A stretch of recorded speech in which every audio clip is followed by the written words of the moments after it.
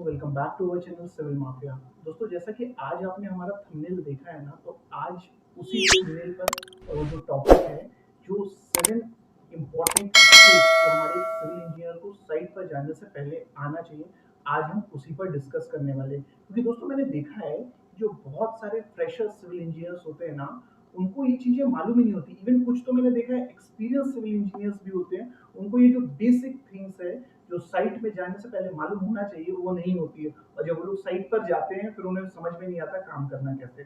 तो आज अपन क्या है, लिस्ट वाइज वो सभी सातों चीजों का एक एक बार डिस्क्रिप्शन चेक करेंगे और आपको मैं बताऊंगा वो क्या इंपॉर्टेंट है। सबसे पहली जो चीज होती है ना दोस्तों, वो होती है हमारी ड्राइंग स्टडी।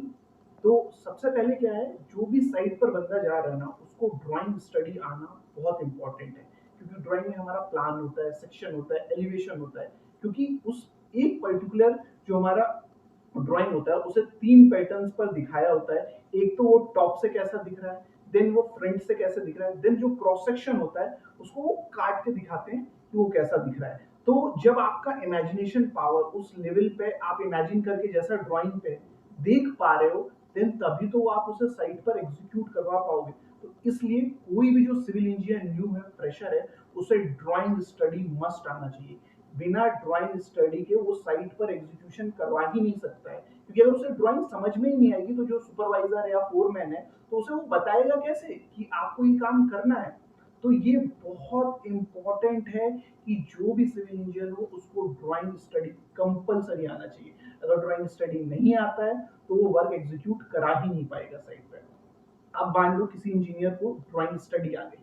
अब ड्राइंग स्टडी के बाद सबसे इंपॉर्टेंट आता है जो उसने ड्राइंग को पढ़ा है, जो उसने ड्राइंग को समझा, अंडरस्टैंड किया है, तो उसको वो चीजों को क्या है, साइट पर लेआउट करना पड़ेगा। जैसे कहाँ पे कॉलम आएगी, जैसे आपने सेंटर लाइन मेथड देख रखा है, तो ये सारी चीजों को हमारा कॉलम कहाँ आएगा, क्या चीजें कहाँ आएंगी, ये सारी चीजों को एज पर ड्राइंग साइट पे लेआउट मार्क करना पड़ता है। क्योंकि जब अगर साइट पर आप लेआउट मार्किंग करोगे, देन ओनली आप उसका एक्सक्वेट कर सकते हो, देन आप उसका कंस्ट्रक्शन स्टार्ट कर सकते हो। बिना लेआउट के आप कंस्ट्रक्शन कभी स्टार्ट ही नहीं कर सकते हो। तो लेआउट एक बहुत बड़ा की फैक्टर है, जो मार्किंग होना बहुत इंपॉर्टेंट है साइट पे, देन ही हमारा कंस्ट्रक्शन वर्क स्टार्ट हो पाएगा।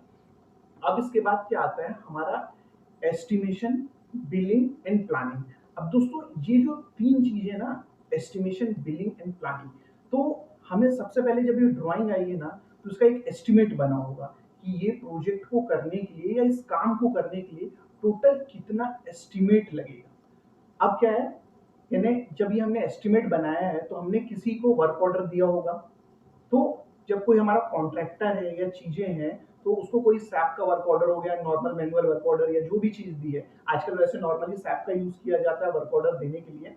तो जब वेंडर हमें इसके बिहाफ पे बिल रेज करेगा तो हमारे पास क्वांटिटीज तो होनी चाहिए उसे चेक करने के लिए। तो देन ओनली हम उसका बिल रिलीज कर पाएंगे।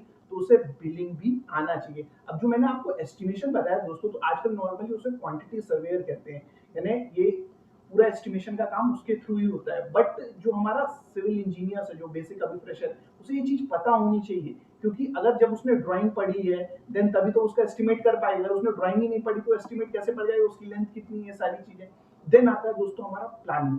अब प्लानिंग क्या है दोस्तों, ये सारी चीजों को हमें कैसे एग्जीक्यूट करवाना है। प्लानिंग अल्टीमेटली क्या है, मैनेजमेंट है। कि वो एक शेड्यूल बनाया हुआ है कि आपका वर्कफोर्स कितना चाहिए होगा, हमें कितना मटेरियल्स चाहिए होगा और कितने टाइम पे चाहिए होगा, और हम इसे कब कंप्लीट करके इस बिल्डिंग को हैंडओवर कर पाएंगे। तो प्लानिंग नॉर्मली ऑफिस जॉब है। बट ये आपको मैं ये कहूंगा कि साइट पे पहले आप सारी चीजें सीखे, देन जाके आप प्लानिंग में बैठे। वरना आपने जब सीखा ही नहीं तो आप प्लानिंग क्या कर पाओगे। अब प्लानिंग के लिए भी बहुत सारे सॉफ्टवेयर हैं जो लोग आजकल यूज करते हैं। जैसा आपका प्राइमर हो गया, एमएसपी प्रोजेक्ट हो गया, जिसमें लोग नॉर्मली शेड्यूल्स बनाते हैं। ठीक है।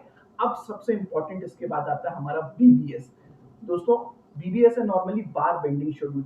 अब जब हमारे पास स्ट्रक्चर का कोई भी ड्राइंग है, सबसे पहले अगर आपके पास ड्राइंग आता है दोस्तों ना, तो आप सबसे पहले उस ड्राइंग को चेक करिए वो ड्राइंग जीएफसी है या नहीं। जीएफसी का यहाँ पे मतलब है गुड फॉर कंस्ट्रक्शन। क्योंकि आपको ना कई बार आपने देखा होगा ड्राइंग्स तो साइट पे है बट वो जीएफसी नहीं होता है। तो आप सबसे पहले ये चेक करना, जब भी अगर आप एग्जीक्यूशन का काम स्टार्ट करते हो, तो वो ड्राइंग जीएफसी है, देन आप उसको साइट पे इंप्लीमेंट करिए। अब जब आपके पास ड्राइंग आया ना दोस्तों, तो आप सबसे पहले उसमें जो बीबीएस लाइक स्लैब का हो गया, स्टेयरकेस क्या हो गया, या फुटिंग हो गया, हमारा कॉलम हो गया, तो इसमें क्या है, हमारा रिबार्स का डिटेल होता है। तो उस रिबार की डिटेल को आपको चेक करना होता है, देन आपको बार बेंडिंग शेड्यूल बनाना पड़ता है। इसमें हमारा कट लेंथ कितना आएगा, देन हमें कॉलम पे हमारा कवर कितना, ये सारी चीजों को चेक करने के बाद हमारा डेवलपमेंट लेंथ क्या होगा, देन हमें इसका एक बीबीएस क्रिएट करना पड़ता होता है, और वेंडर को या जो हमारा कॉन्ट्रैक्टर होता है उसे देना पड़ता है कि आप इस हिसाब से बीबीएस बनाइए और इसका बार बेंडिंग शेड्यूल करके, चाहे वो हमारा राफ्ट हो, कॉलम हो, उसको टाई अप करना स्टार्ट कीजिए। तो ये बहुत इंपॉर्टेंट है, क्योंकि रीइंफोर्समेंट की फैक्टर है जिसके कारण हमारा ओवरऑल कॉस्ट में सबसे ज्यादा फर्क पड़ता है। सेम इसके लिए ब्लॉकर भी आएगा, क्वांटिटी, ये बहुत सारी चीजें, बट आपको बीबीएस, यानी ये बहुत छोटे पॉइंट्स हैं जो एक सिविल इंजीनियर जो फ्रेशर है, जो अपना करियर स्टार्ट कर रहा है, उसे ये चीजें आनी चाहिए। अगर नहीं आ रही हैं तो ये बहुत बड़ा इन्हें गलत है, उसको सीखना चाहिए। इनिशियल स्टेज पे तो उसे सीखना चाहिए, क्योंकि अगर आप अभी नहीं सीखोगे ना दोस्तों, तो आप जब 3-4 ईयर एक्सपीरियंस के बाद जब आपका कोई जूनियर आके फिर आपको ये चीज बताएगा, तब आप कहोगे यार मैंने पहले नहीं सीखा। तो आपको ये चीजें आना चाहिए। देन दोस्तों हमारा आता है जो एक और फैक्टर है, वो है हमारा सॉफ्टवेयर। कोई भी सिविल इंजीनियर उसको दोस्तों basic software like as AutoCAD, ये बहुत बेसिक है, ये आना ही चाहिए। क्योंकि कई बार क्या होता है, अभी जो मैंने देखा है, पहले ड्राइंग्स तो साइट पे पहुंची थी, आजकल लोग क्या उसकी हार्ड कॉपी ना भेज के सॉफ्ट कॉपी भेज देते हैं। तो अब उसमें क्या है, जैसे कुछ जगह डायमेंशन मिसिंग है, अगर हमारे आर्किटेक्चर ने नहीं दिया है, तो आप ऑटोकैड सॉफ्टवेयर अगर आपको आता है ना, उसके थ्रू आप उस चीज को वहां ड्राइंग पर ही चेक कर सकते हो, उसका कितना डिस्टेंस है सेंटर टू सेंटर। तो आपको जब आप लेआउट करोगे या मार्किंग करोगे, तो उस समय ये सारी चीजें आपको बहुत ज्यादा हेल्पफुल होंगी। इसलिए मैं क्या कहता हूँ कि जब आपके पास ये सारी चीजें नॉलेज पे हैं, ऑटोकैड भी आपको आता है, तो आप खुद चेक कर सकते हो, आपको दोबारा आर्किटेक्चर से बात करने की इसके लिए जरूरत नहीं है। अब हमारे पास क्या है, जब हमें ऑटोकैड भी आ गया, अब कुछ चीजें जैसे हमें लेवल, सबसे पहले क्या है, आपको लेवल से सब के लिए कुछ छोटे छोटे, यानी जैसे हमारा टोटल स्टेशन हो गया, ऑटो लेवल हो गया, डंपी लेवल हो गया। तो टोटल स्टेशन के लिए तो आपने देखा होगा मैक्सिमम जगह पे सर्वेयर होते हैं, बट ऑटो लेवल के लिए कोई कंपनी सर्वेयर नहीं अलॉट करती, वो बेसिक है।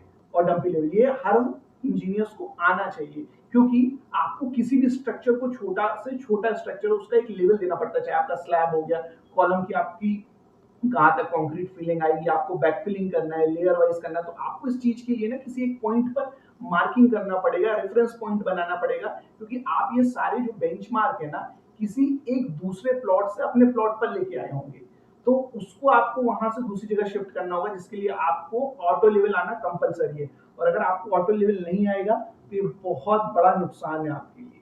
ठीक है, तो अभी आप लोग समझ गए होंगे कि ऑटो लेवल हमें क्यों जरूरी है। देन दोस्तों, अब आपने ये सारी जो पॉइंट्स हैं ये आपने देख लिए।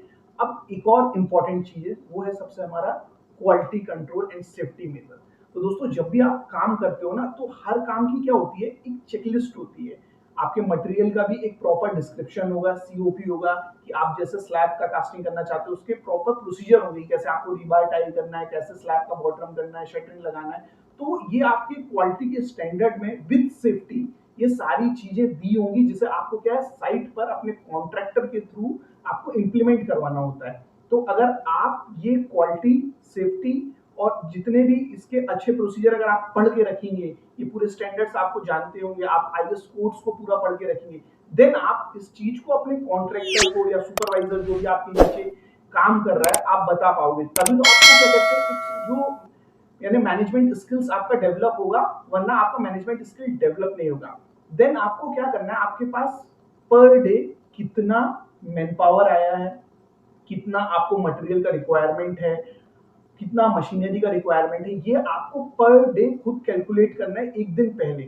क्योंकि आप इसी बिहाफ पे अपना डीपीआर जनरेट कर पाओगे, और आप फ्यूचर प्लानिंग यानी अहेड शेड्यूल देख पाओगे कि मुझे आज इस काम को या कल मुझे इस काम को करवाना है, तो मुझे इस काम को कराने के लिए टोटल कितने लोगों की जरूरत होती है। और आपको इस चीज का एक क्यूमुलेटिव डाटा भी रेडी करके रखना है डीपीआर के तौर पर, कि मैं डेली प्रोग्रेस रिपोर्ट जो बना रहा हूँ, कि मेरे डेली कितना प्रोग्रेस हो रहा है।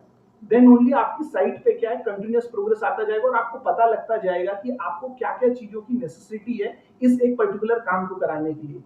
तो दोस्तों मुझे लगता है मैंने जितने सारे पॉइंट्स आपके लिए कवर किए, अब आपको नॉर्मली पता लग गया होगा कि एक बेसिक जो चीजें हैं सिविल इंजीनियर को साइट में जाने से पहले क्या क्या पता होना चाहिए एज अ वो फ्रेशर, और एक्सपीरियंस हो तो उसने तो लेट कर दिया मैं ये कहूंगा, बट फ्रेशर्स को ये बेसिक चीजें पता होनी चाहिए। नहीं पता है तो इस पे मैंने हर चीज पे वीडियोस बना के रखे हुए हैं मेरे चैनल पे, आप चेक कर सकते हो। बट मेरा ये कहना है, ये आप प्रैक्टिकल नॉलेज से देखेंगे तो आपको ज्यादा जल्दी पता लगेगा। तो बट इन सारी चीजों को अच्छे से आप स्टडी कर लीजिएगा।